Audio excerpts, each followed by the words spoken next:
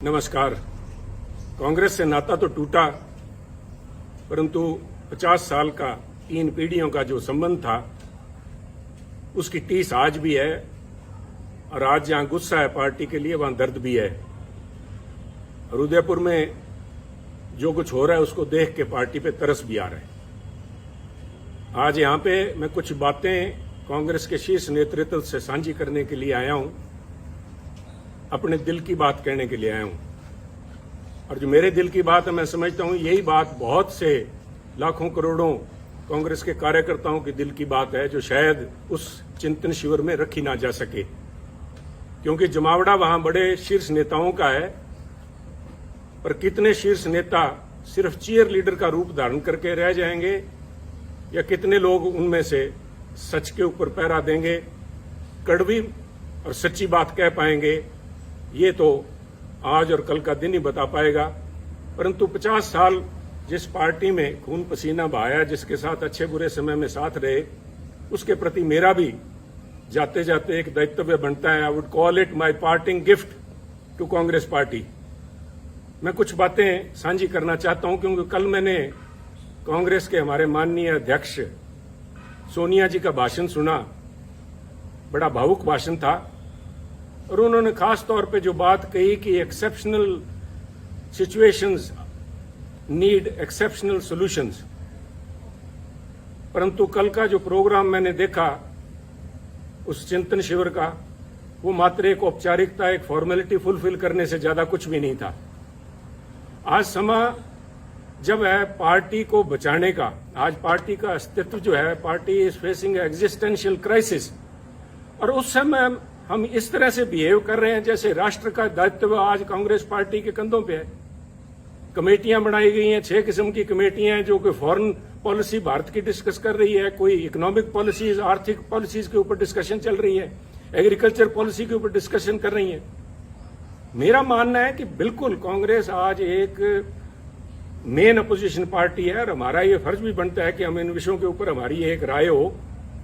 परंतु उससे भी ज्यादा, जैसे कहते हैं कि घर को सजाने का तस्वुर तो है बहुत, घर को सजाने का तस्वुर तो है बहुत, पहले यह तो तय हो कि घर को बचाएं कैसे। पहले ये तो हम आपस में बैठ के नाता डिस्कस कर लें। मैं अपने आप की आज भी आदत नहीं जाती, मैं आप नेताओं से, कांग्रेस जन से बात कर रहा हूं कि आप ये तो तय करेंगे कांग्रेस को बचाओगे कैसे। क्योंकि अगर बचाने की नीयत होती है और ये एक मात्र औपचारिकता ना होके चिंता, यहां पे ये चिंता का शिविर होना चाहिए था, ना कि चिंतन का। चिंता तो दिखाई नहीं दी। अगर चिंता होती वास्तविक में, तो वहां पे एक कमेटी, उन 6 कमेटियों के साथ कमेटी एक यूपी के ऊपर भी बनती कि उत्तर प्रदेश के अंदर कांग्रेस की ऐसी दुर्दशा क्यों हुई। 403 सीटों में से करीबन 390 सीट्स के ऊपर कांग्रेस के जो प्रत्याशी थे, उनको मात्र 2000 वोट भी नहीं आ पाए। आप सब समझते हैं कि पंचायत के मेंबर का जो कैंडिडेट होता है वो भी 2-4 हजार वोट ले जाता है। एक कांग्रेस का एमएलए उत्तर प्रदेश, जो कि दिल है हिंदुस्तान का, वहां पे कांग्रेस के नेताओं की ये दुर्दशा होनी, नेताओं की नहीं, मैं समझता हूं ये शीर्ष नेतृत्व की और पार्टी की दुर्दशा है। उसके ऊपर कोई कमेटी बनी, क्या उस पर कोई विचार करेगा? कल कोई अजय जी, जो लालू जी हमारे, अजय लालू जी हमारे प्रधान है, क्या वो बात करेंगे, साझा करेंगे क्या कारण रहे, क्या कमियां, उनको सुधारने का प्रयास किया जाएगा। इसी तरह चाहे गोवा है, चाहे मणिपुर है, क्यों आज क्या हालात, इस किस्म के बाद चर्चा तो ये होनी चाहिए थी कि पूरा north east, all the 7 sister states जो हैं, हम सारी हाथ से खोए बैठे हैं। क्या कारण हुआ? गोवा में तो बड़ी भारी एंटी इनकम्बेंसी थी सरकार की।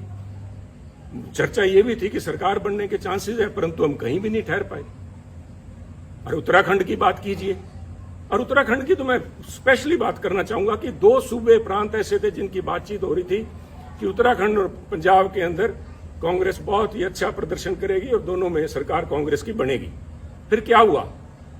क्या कोई वहां बता पाएगा कि उत्तराखंड के जो मुख्यमंत्री के प्रत्याशी थे हमारे हरीश रावत जी, उनका एक पांव पंजाब में था, एक पांव उनका देहरादून में था इलेक्शन दिन तक। क्या वो सोच लेके आए थे? क्या सोच के साथ हरीश रावत जी को पंजाब का प्रभारी बना के भेजा गया? क्या उनकी मंशा सिर्फ इतनी थी कि हम तो डूबे हैं सनम, तुमको भी ले डूबेंगे? खुद तो उनकी जो दुर्दशा हुई, और मैं इसमें कहने में संकोच नहीं करूंगा, मैं पहले भी कह चुका हूं और आज फिर कह रहा हूं, अगर हरीश राव जी आ रहे हैं तो I call it divine justice, he deserved it. जो कांग्रेस पार्टी की दुर्दशा हुई है उसमें बहुत बड़ा रोल जो है एकमात्र इन व्यक्ति का है।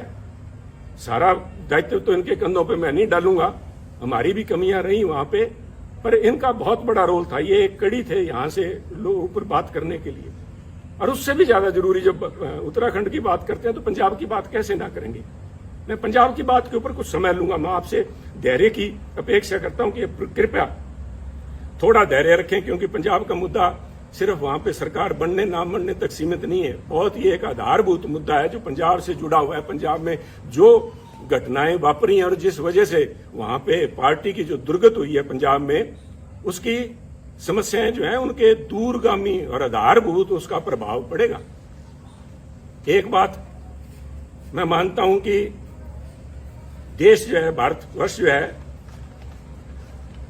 एक सेकुलर देश है, और उस भारतवर्ष के अंदर अगर सबसे कोई सेकुलर प्रांत है तो मुझे इस बात का गर्व है कि वो पंजाब है।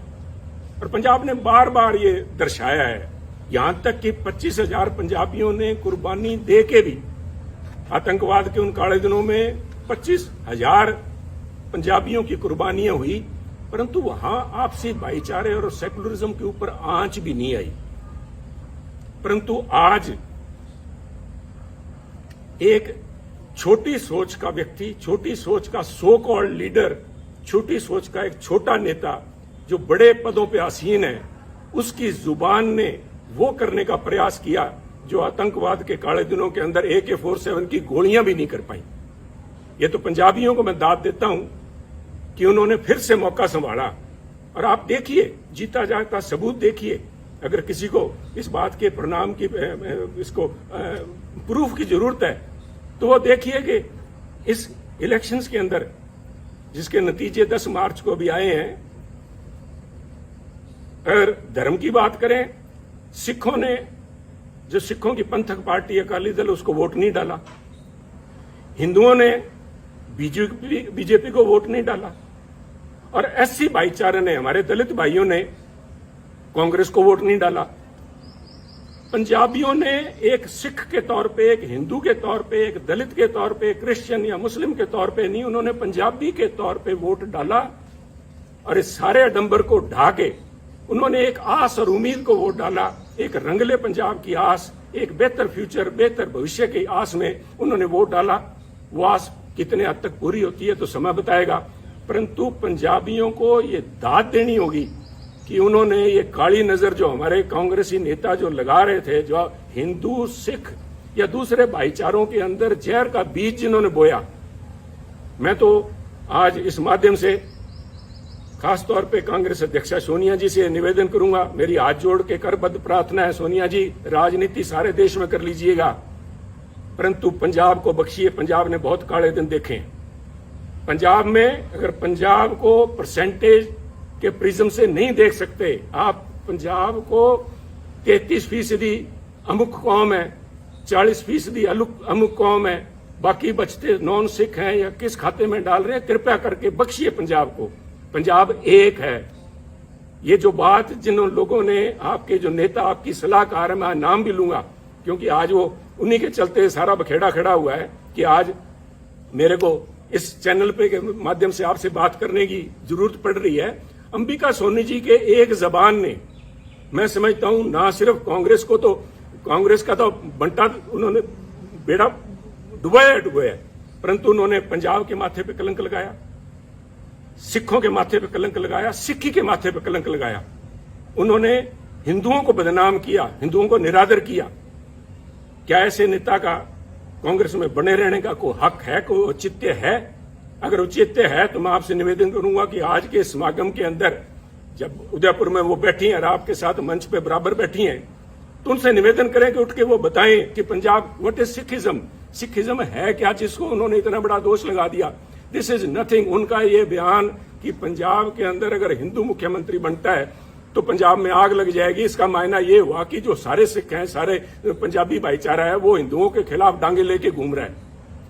हिंदू सिख भाईचारे के अंदर दरार डालने की ये जो कोशिश खुद आपकी सलाहकार अंबिका सोनी जी और उनके जो कुछ चंद चेले जो हैं, जो पंजाब के अंदर बैठे थे जिस समय ये फैसला हो रहा था, 4-5 जो यहाँ थे और वो 4-5 मोस्टली आज वहां आए हुए हैं आपके पास वक्ता के तौर पे, उनको बेनकाब करना जरूरी है। उन्होंने कहा था कि अगर हिंदू बन गया पंजाब में मुख्यमंत्री तो पंजाब में आग लग जाएगी।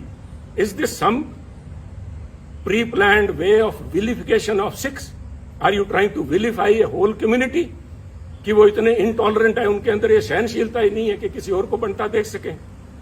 और इनकी अंबिका जी की बात में अगर कहीं सच्चाई होती तो मैं समझता हूं कि अकाल तख्त के जत्थेदार साहब ने जिस दिन इनका बयान आया उसी दिन उन्होंने कहा, अकाल तख्त साहब का वो बयान मैं समझता हूं स्वर्णिम अक्षरों में दिखा जाने वाला है कि पंजाब के अंदर हिंदू सिख होना कोई मायने नहीं रखता। सोनिया जी, मैं आपसे निवेदन करना चाहूंगा, अकाल तख्त कोई छोटा मोटा जगह नहीं है, is a temporal seat of Sikhism. यहां पे महाराजा रंजीत सिंह भी आके पेश हुए हैं। अगर उनके हेड ग्रंथी ये बात कहते हैं, वहां के जत्थेदार साहब कहते हैं, तो ये क्या ज्यादा सिखों के बारे में या पंजाब के बारे में जानते हैं? एक ऐसा लीडर, एक तरफ हम इल्जाम लगाते हैं आम आदमी पार्टी के ऊपर कि वो पंजाब का भला नहीं कर पाएंगे क्योंकि उनकी लीडरशिप दिल्ली से चलाती है, जिनको दिल्ली के बारे में ज्ञान नहीं। मुझे आम आदमी पार्टी का तो पूरा पता नहीं, परंतु सोनिया जी, पंजाब कांग्रेस का बेड़ा गर्क दिल्ली में बैठे उन नेताओं ने किया है जिनको पंजाब का, पंजाबियत का, सिक्खी का बिल्कुल पता नहीं। सरबत दा भला गुरु महाराज का मूल मंत्र। I am not a Sikh scholar, परंतु मैं अपने आप पे गर्व है कि मैं पंजाबी हूं। मुझे इस बात का मान है कि गुरु महाराज ने जो मूल मंत्र दिया था वो था मानस की जात सब एको पहचान में, सरबत दा भला, यूनिवर्सल ब्रदरहुड। कौन सी लैंग्वेज समझाऊं मैं इनको, अंबिका जी को? कौन सी लैंग्वेज में ये बता पाएंगे, जवाब दे पाएंगे? और इनके जो पिछलगू वहां पे बैठे हैं उनसे मैं निवेदन करूंगा कि वो खड़े होकर वहां पे मंच पे बताएं कि किस वजह से पंजाब को बदनाम किया, पंजाबियों को बदनाम किया गया। और ये सोनिया जी, मैं बार बार इस बात पे जोर दे रहा हूं क्योंकि ये हमारी विचारधारा से जुड़ा हुआ मुद्दा है। इसका प्रभाव सिर्फ पंजाब तक सीमित नहीं रहेगा। ये तो आप मान के ले लीजिए कि जब तक इन लोगों से आप पीछा नहीं छुड़ाएंगे तब तक कम से कम पंजाब में कांग्रेस के पांव नहीं लग पाएंगे। ये आप एक मेरी भविष्यवाणी लिख लीजिए, चाहे नोट कर लीजिए मेरी तरफ से। परंतु ये मसला पंजाब तक सीमित नहीं रहेगा। This itself shows fundamental problem which is Congress is facing today. आप अपनी चाल ही भूल गए।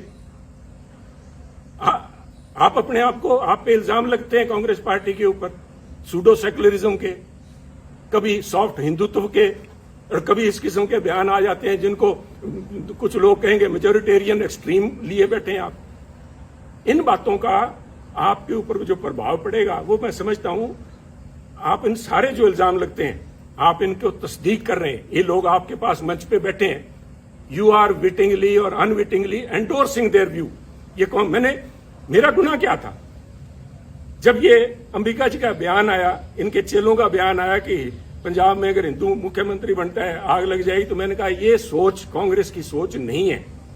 ये सोच किसी एक, I said, a petty person, a small-minded person occupying high positions, and I meant your advisor, Ambika ji. Let me be honest with you.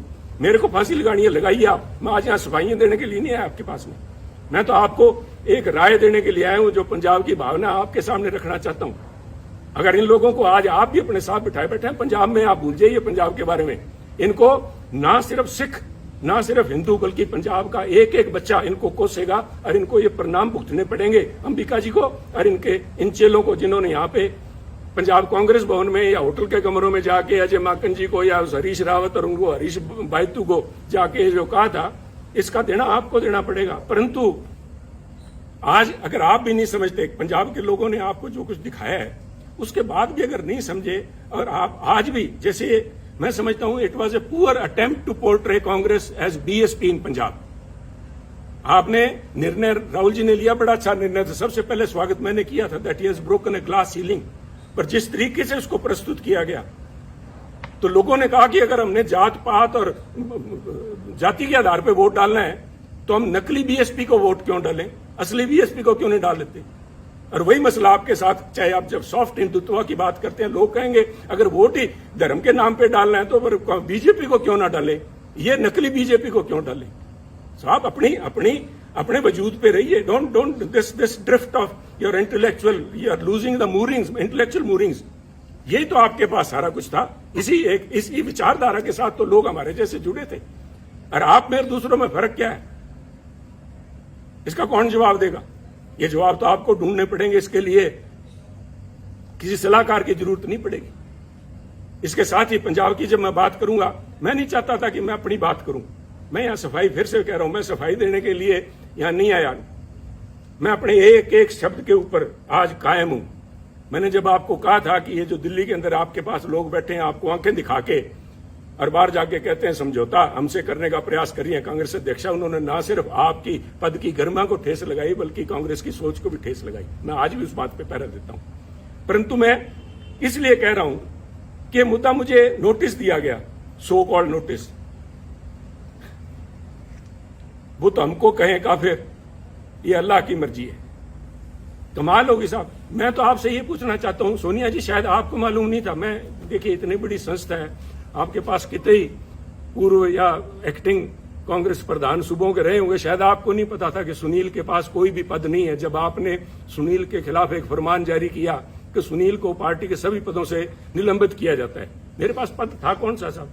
मेरे पास तो एक विचारधारा है, वो आज भी मेरे पास है। मैं अपनी बात पे आज भी खड़ा हूं। आप कहीं बदल गए होंगे, आपकी सोच बदल गई होगी। सुनील तो जाखड़ तो जहां खड़ा था वहीं खड़ा। ये हमारी कमजोरी है, यही हमारी स्ट्रेंथ है। हम तो जहां हैं वहीं खड़े हैं। परंतु जिन्होंने, वो कहते हैं कि आपने संबंध विच्छेद नहीं किया सुनील जाखड़ से, आपने दिल तोड़ा है। दिल भी तोड़ा तो तूने सलीके से न तोड़ा, बेवफाई के भी कुछ आदाब होते हैं। नोटिस दे रहे हो सुनील जाखड़ को। 50 साल 3 पीढ़ियों का संबंध है। मुझसे बात करने में किसी को शर्म आ रही थी? ये मैं सारे जवाब आपको दे सकता था, परंतु मैं आज जवाब देने के लिए नहीं आया। मैं जो बात देने का आपसे कहने के लिए आया हूं, जिस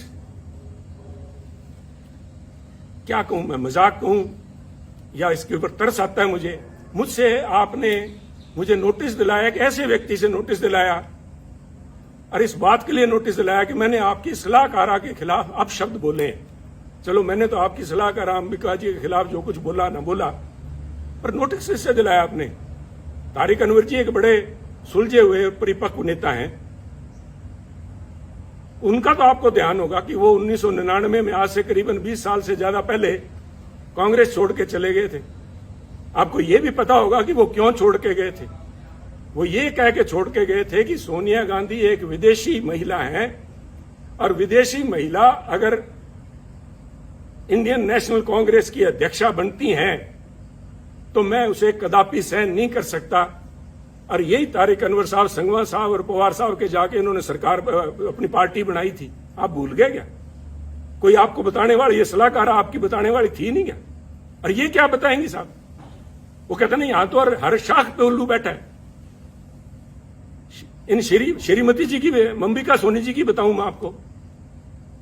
आप उनसे, हमें जिसके ऊपर मैंने इल्जाम लगाए, मैं आपके माध्यम से, सोनिया जी, मैं आपको, क्योंकि आप बड़े हैं, आप अध्यक्ष हैं, आपके माध्यम से एक स्पीकर के तौर पे मैं आपके माध्यम से कांग्रेस जनों से बात कर रहा हूं कि जिस व्यक्ति पे मैंने आरोप लगाए हो, क्या वो मेरे खिलाफ अनुशासन कमेटी में बैठ सकती है जज बन के?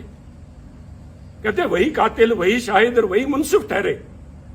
वही कातिल, वही शाहिद और वही मुंसिफ ठहरे। ए खुदा, मैं अपने कत्ल का दावा करूं किस पे? मैं किसको जाके कहूं ये बात? ये मेरे पे फैसला करेगी। 1977 में कहां थी जब इमरजेंसी के बाद सोनिया जी परछाया छोड़ गया था कांग्रेसियों का? जो लोग थे, इन किस्म के जो वक्ती लोग थे, these are fair weather friends, they are fair weather warriors. Indira ji की चहेती थी ये, संजय जी के साथ ही मिलकर काम करती थी, इसलिए इंदिरा जी का इनके तरफ बड़ा मान सत्कार था। और उस मान सत्कार का नतीजा इसी अंबिका सोनी जी ने यह दिया कि 1977 में जब उनको अपने साथियों की जरूरत थी तो अंबिका जी सबसे पहले उस डूबते जहाज से छलांग मार के गई थी। जहाज से डूबने वालों को क्या कहते हैं मैं नहीं इस चक्कर में पड़ूंगा। और ना सिर्फ छलांग लगा के गई, ना सिर्फ उन्होंने यहां से कांग्रेस उससे चंडीगढ़ से इलेक्शन लड़ा जगन्नाथ कौशल जी के खिलाफ, कांग्रेस के प्रत्याशी के खिलाफ। इन्होंने मेरठ में जाके 84 में फिर महसीना को दुबई जी बैठी होंगी, मैंने देखा नहीं कल प्रोग्राम में उनको। मैं अल्लाह ताला से यही दुआ करता हूं कि उनकी सेहत कायम रहे, वो यहां हो। उनसे पूछिएगा कि इन अंबिका सोनी जी ने इंदिरा जी के खिलाफ क्या क्या अभद्र भाषा इस्तेमाल की थी। आप बड़े दिल के नेता हैं राहुल जी, और आप भूल जाएंगे सोनिया जी, हम नहीं भूलते, हम तो गांठ बांध के बैठे हैं। और ऐसे लोगों को बेनकाब करना पड़ेगा। जब मैं ये बातें कर रहा हूं, जो मेरा ये किस्सा है, this is a case study in itself, the way Punjab issue has been handled from the very beginning. छोड़िए सुनील को उतारा गया जुलाई 2021 के अंदर ये कह के कि सुनील जाखड़ मुख्यमंत्री कैप्टन अमरिंदर सिंह जी के साथ मिलकर काम करता, उनका बहुत नजदीकी है, मिले हुए दोनों। नए कांग्रेस प्रधान को बनाया गया और उसके बाद जुलाई 21 को नए कांग्रेस के प्रधान नवजोत सिंह सिद्धू जी बनते हैं। और उसके बाद 6 महीने तक सारी एआईसीसी, सारी कांग्रेस इसी बात को लगी रही कि पहले मुख्यमंत्री कैप्टन अमरिंदर सिंह जी, उसके बाद में चरणजीत चन्नी, इन दोनों को आपस में कैसे इकट्ठा बिठाया जाए, कैसे पीसीसी प्रधान और मुख्यमंत्री मिलकर काम करें। व्हाट वाज इट, क्या था ये? क्या आप इसी एक बात पे, किसी एक बात पे खड़े हैं क्या? कोई स्टैंड है पार्टी का? और ये जो डिस्टेबलाइज करने की प्रयास किया गया, मैं जिनकी बात कर रहा हूं, डिवाइन जस्टिस की, रावत साहब को भेजा इसलिए गया था कि कैप्टन अमरिंदर सिंह व सिटिंग प्रिटी, उनको डिस्टेबलाइज किया जाए। सोनिया जी, डिस्टेबलाइज तो विरोधी पार्टियां करती हैं, आप तो you are the parent party, Congress high command वहां पे बैठी। आप पंजाब में क्या डिस्टेबलाइज करवाना चाहती थे? Control destabilisation. और इसका रेमिफिकेशन देखिए, आज नोटिस आया कुछ दिन पहले, मेरे को नोटिस देने के बाद में एक नोटिस नवजोत सिंह सिद्धू जी को भी दिया गया। मेरे बहुत से डिफरेंसेज हैं नवजोत सिंह सिद्धू जी से, परंतु मैं इन प्रिंसिपल बात करना चाहता हूं, क्योंकि ये बातें आज के इस चिंतन शिविर में होनी चाहिए कि उनको किस बात के लिए नोटिस दिया गया कि वो अपनी सरकार के खिलाफ बोलते थे, वो कैप्टन अमरिंदर सिंह जी के खिलाफ बोलते थे, उन्होंने चरणजीत चन्नी के खिलाफ बोला, उनको नोटिस दिया गया। तो सब मेरा एक सवाल है, और मैं बड़ा उनका रिस्पेक्ट करता हूं, अशोक गहलोत जी का। अशोक गहलोत जी, आपकी सरकार को डिस्टेबलाइज क्या सुनील जाखड़ ने कर रखा है क्या, जो सुनील को नोटिस दिया गया है? आपकी सरकार को नवजोत सिंह सिद्धू ने डिस्टेबलाइज कर रखा है क्या? सुनील जाखड़ तो शायद कैप्टन अमरिंदर सिंह से मिला हुआ था या नहीं था, वो तो ये खुद जानते हैं, क्योंकि एक एक बात का इनको ब्यौरा दिया हुआ था। मैं नहीं चाहता था कि कांग्रेस की लड़ाई सड़कों पर उतरे, परंतु ये इनका फैसला था। सिर माथे, मैंने उस माथे को कबूल किया, सिर माथे कबूल किया। परंतु नवजोत सिंह सिद्धू तो सिर्फ बोलते ही हैं। और आपके यहां तो गहलोत साहब हर 15वें दिन आपको बताना पड़ता है राजस्थान की जनता को कि मैं अभी मुख्यमंत्री रहूंगा। और जिन लोगों ने मानेसर में जाके महीना तक कैंप किए रखा, आपकी सरकार के ऊपर ही एनफोर्समेंट डायरेक्टरेट की रेड करवाई, वो तो आप अच्छे थे कि पंजाब वाले से हालात आपके साथ नहीं बने, आपके भांजे भतीजे के यहाँ 25-30 करोड़ रुपए नहीं मिले तो आप बच गए। उन लोगों को नोटिस नहीं जाना चाहिए? उन लोगों को तो कांग्रेस अध्यक्ष मंत्रणा के लिए बुलाते हैं। तो क्या एक संदेश दे रहे हैं? एक मन बनाना पड़ेगा, क्योंकि अगर सुनील ने खता की है और सुनील की वजह से अगर पंजाब में सरकार नहीं बन पाई, और जैसे कि आपके हरीश बायतू जी कह रहे हैं कि सुनील की वजह से, सुनील के बयानों की वजह से आसपास वाली स्टेट्स के अंदर भी कांग्रेस को नुकसान हुआ है, तो फिर सुनील को निकाला क्यों नहीं? मैं ये पूछना चाहता हूं। अगर आपने फैसला ले लिया, सुनील ने गलत किया, तो सुनील को निकाल के बाहर करो। एक संदेश जाना चाहिए। मेरा कहने के बाद आप फैसला लीजिए, आपको फैसला करना पड़ेगा। मेरा मानना है ये जो कुछ भी हो रहा है, ये चंद चापलूस लोग जिन्होंने घेर रखा है, वो सिर्फ चापलूस ही नहीं है। मैं मर्यादा से बाहर नहीं जाना चाहता, परंतु पहले इल्जाम लगा करते थे कि कांग्रेस के हर समय हर सरकार के अंदर एक कोटरी होती है, जिसे किचन कैबिनेट कह लो या कोई उनकी कोटरी, उनके विश्वास पात्र हैं जो अपनी नजदीकियों का फायदा उठाते हैं। परंतु मैं कांग्रेस साथियों को बताना चाहता हूं over a period of time, क्योंकि मैंने जो 20 साल के मेरे एक्टिव पॉलिटिक्स में देखा है, ये जो कोटरी थी, ये जो ग्रुप थे, ये गिरोह का रूप धारण कर चुके हैं। और मैं बड़ी गंभीरता से और बड़ी जिम्मेवारी से कह रहा हूं, गिरोह का शब्द मैंने इस्तेमाल किया है। ये जो बना के भेजे जाते हैं यहाँ पे, हमारे इंचार्जेस बना के भेजे जाते हैं, इतिहास गवाह है पंजाब का, मैं राजस्थान का या हरियाणा का तो बोल नहीं सकता, मैं पंजाब की बात करूंगा। जनार्दन द्विवेदी जी शायद आए हुए हैं, जनार्दन द्विवेदी से पहले या बाद में, एक शकील अहमद साहब को छोड़ दीजिए, चाहे वो चाणक्य थे, चाहे वो आशा कुमारी जी थी, चाहे रावत जी थे, और चाहे हमारे हरीश बायतू जी थे, ये सारे के सारे एक ही आका के जाके पैरों में हाथ लगाते हैं। वो हमारे पंजाब की आंटी बैठी है वहां पे, इन सारों को उनका वृद्ध उनका जो हस्त था उनके ऊपर था। और इन लोगों ने इल्जाम बहुत लगे हैं। मैं डिम्पा जी को मैंने कल बैठे देखा, आपके बगल में बैठे थे सोनिया जी, पिछली रो में आपके, उन्होंने एक बयान दिया, उन्होंने पूरे बाड़मेर के माथे पे कलंक लगाया। मैं समझता हूं उनको बाड़मेर का नाम नहीं लेना चाहिए था, उनको व्यक्ति विशेष का कहना चाहिए था, परंतु मुझे पता है कि वो नहीं बोलेंगे, ना ही उनके खिलाफ कार्रवाई होगी। क्योंकि मैं, देखिए, यहां बैठ के राय देनी बहुत आसान है। मैं समझता हूं कि पार्टी को चलाने के लिए बहुत सी आपकी मजबूरियां होती हैं, मजबूरियां हैं भी, चलाने के लिए बहुत अकोमोडेट भी करना पड़ता है। अकोमोडेट कीजिए। मैं नहीं कह रहा कि आप जसवीर सिंह डिम्पा जी की, जिन्होंने कहा था कि बाड़मेर का ठग था या बाड़मेर का डाकू कहा था, मुझे याद नहीं, उन पे एक्शन ना लीजिए। मैं नहीं चाहता कि आपकी संख्या, एमपीज की संख्या घटे, परंतु मैं इतना जरूर चाहूंगा कि एक कमेटी तो बनाई जाए कि क्या हुआ। These so called incharges, AICC incharge of Punjab Congress have not been less than, वो अमेरिकन एक फ्रेज बनी हुई, कारपेट बैगर्स। वो बेसिकली ग्लोरीफाइड ठग थे, जिन्होंने अमेरिका में जाके, जो उन दिनों में सिविल वॉर के बाद लूट खसोट जो हुई है, इस किस्म का यहां पंजाब के अंदर माहौल रहा है। इन लोगों को नोटिस ना दे के आप नोटिस सुनील जाखड़ को दे रहे हो। कोई इल्जाम तो बताओ सुनील जाखड़ को। सुनील जाखड़ ने तो, वो कहते हैं ना, हमारे बागड़ी में कहावत है कि सुनील जाखड़ ने तो आंख में सुरमा डालने का प्रयास किया था, और आपके लोगों ने जाके वहां पे आपको बताया सुनील जाखड़ कांग्रेस की आंख फोड़ रहा है। तो ये निर्णय तो आपको लेने पड़ेंगे। सोनिया जी, मेरे से, राहुल जी से मेरा ये निवेदन है कि हो सकता है आने वाले उत्तराधिकारी वही होंगे, और वो चाहे मेरी किसी से बने ना बने, मुझे लोग गलत कहेंगे, कांग्रेस पार्टी आपके, राहुल जी और आपके नाम के गांधी परिवार के बिना नहीं चल पाएगी। 60 बन जाएंगी, 60 नहीं तो कम से कम हर एक सूबे में अपनी अलग कांग्रेस होगी। आपका होना जरूरी है, आप लोगों का इस पार्टी का एक सशक्त अपोजिशन के लिए होना जरूरी है। परंतु ये तब तक ही जरूरी है कि आप अपने अच्छे बुरे को पहचाने।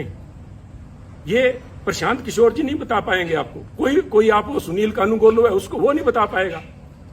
This is a responsibility of the boss himself. अगर आप लीडर हैं तो आपकी परख होनी चाहिए। आप छोड़िए, आप शायद, I have always claimed that Rahul Gandhi ji एक बहुत ही बढ़िया इंसान है। I still believe it. चाहे आज मेरे फर्क है, चाहे जो भी है, जो आवाज उठनी चाहिए थी, सच के साथ में खड़ी होनी चाहिए, नहीं, उनकी मजबूरियां होंगी, परंतु is a very fine man, is a very upright.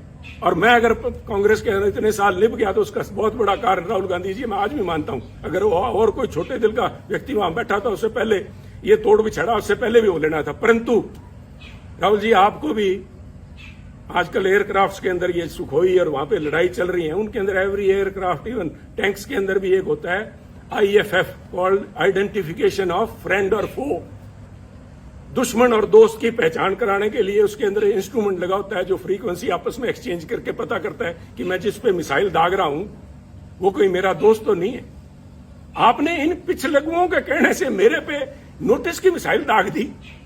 मेरा क्या बिगाड़ देंगे आप? पर आपने अगर पार्टी चलानी है तो ये आपको फैसले लेने पड़ेंगे, ये कमान अपने हाथ में लेनी पड़ेगी। ऐसे चापलूस लोगों से, इन बेगैरत लोग हैं। मैंने वहां पे एक बड़ी नेता को गिड़गिड़ाते देखा है कि मेरे को टिकटों की उसमें कमेटी के अंदर रहने दिया जाए। राहुल जी ने मना कर दिया था, शी हैज वेस्टेड इंटरेस्ट। उसके बावजूद वो गिड़गिड़ा के, उनके लिए बहुत बड़ी बात है। परंतु इन चापलूस और बेगैरत लोगों के बीच में रह के मैं समझता हूं हमारी जो कांग्रेस की नेतृत्व है वो गैरतमंद लोगों से बात करना और उनके सलीके को भूल गए हैं। परंतु ये आपको मुबारक हो, ये चापलूस आपको मुबारक हो। एक आखिरी बात कहना चाहूंगा, फैसला लीजिए। फैसले आपने लिए हैं, अच्छे लिए हैं, बुरे लिए हैं, समय बताएगा, फैसले तो लिए हैं। और मेरे फैसले के अंदर जो बात मैं खास तौर पे आखिर में आपसे कहना चाहता हूं Sunil Jakhat's case, from notification to your recommendation of the disciplinary committee till the time you have finally asked Sunil to be removed from all positions, it shows what is basically ailing Congress party. आप भी फैसला नहीं ले पाए। ये क्या फैसला था? सुनील से पद ले लिए। क्या पद ले लिए? सुनील के पास कौन से पद थे जो आपने ले लिए? इट इज बिकॉज आज भी आइदर यू लैक कन्विक्शन और you have doubt whether these allegations are true और नॉट। पर मिसाइल तो छोड़ दी, भैया तो वापस नहीं आएगी। आपने तो मिसाइल दाग दी। सुनील का तो आपने कर दिया कुंडा। सुनील की गैरत, सुनील का ऑनर, उसके लिए बहुत बड़ी बात है। और जिस दिन आपने नोटिस भेज दिया, मेरे तो आपसे उसी दिन संबंध विच्छेद हो गया। परंतु 50 साल आड़े आते हैं बीच में, इसलिए मैं आपसे संबोधित हूं कि ये कमान अपने हाथ में लीजिए। दोस्त और दुश्मन को पहचानिए। दोस्त दुश्मन नहीं पहचान सकते, कम से कम एसेट और लायबिलिटी तो पहचान लीजिए। एसेट कौन है, लायबिलिटी कौन है? ये लोग आपको कहेंगे कि पंजाब में हमने एक नेशनल एसेट क्रिएट किया। अगर वो एसेट है तो उस एसेट को क्यों नहीं पंजाब कांग्रेस का प्रधान बनाया? क्यों नहीं उसको यूपी में ले गए? हमारे यहाँ तो 17 फरवरी को पंजाब के अंदर इलेक्शन कैंपेन खत्म हो गया था। अगर आपने वाकई जात पात के नाम पे वोट मांगने का ठान ही लिया था पंजाब में, तो यूपी में क्यों नहीं लेके गए मायावती जी को काउंटर कराने के लिए? या already has become an embarrassment. ये फैसले आपको लेने होंगे और उसके लिए मैं आपका ध्यान, राहुल जी, लेके जाना चाहूंगा पानीपत की पहली लड़ाई बाबर की तरफ। बाबर ने पहली दफा हाथी देखे जब वो पानीपत आया और एक हाथी को मंगवा के उसने सवारी करने की इच्छा जताई। तो हाथी उनके सामने पेश जब किया गया बाबर के सामने, और हाथी के ऊपर बैठा जब बाबर, तो उसने बैठ के अपने सेनापति से कहा, इसके जानवर की लगाम मुझे थमाओ। तो उन्होंने कहा, जनाब हाथी की लगाम नहीं होती। तो उसका सवाल था निश्चित तौर से कि तो फिर ये चलाऊंगा कैसे? कहते जी इसकी जो लगाम है, जो इसका जो अंकुश है, वो सामने जो बैठा है, वो जो अंबिका सोनी तायब बैठी है या कोई तारिक अनवर बैठा है, उनके हाथ में अंकुश वो है। अंकुश है जो प्रौढ़ जिसको बोलते हैं, वो है। तो बाबर ने तब कहा था कि इसको हाथी को बिठाओ और मेरे को नीचे उतारो। तो उन्होंने कहा क्या बात होगी महाराज? तो उन्होंने कहा मैं उस चीज की सवारी कभी नहीं करूंगा जिस चीज की लगाम, जिस जानवर की लगाम मेरे हाथ में ना हो, जिस संस्था की लगाम मेरे हाथ में ना हो।